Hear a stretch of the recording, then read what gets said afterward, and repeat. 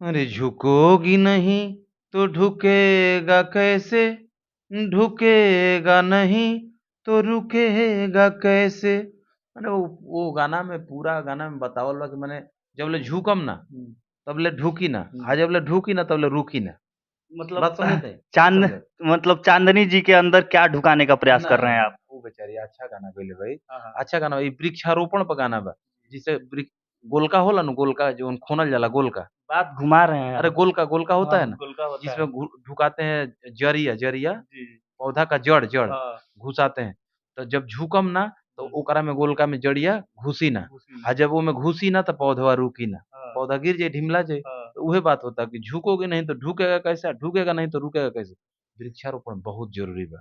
हाँ, हाँ, पर्यावरण वातावरण में, हाँ, वातावरण में हमनी के ऑक्सीजन के दिन प्रतिदिन हाँ। कमी होत जाता, तो ओकरा पूर्ति खातिर गाना गावल जाता कि झुकोगे नहीं तो जल्दी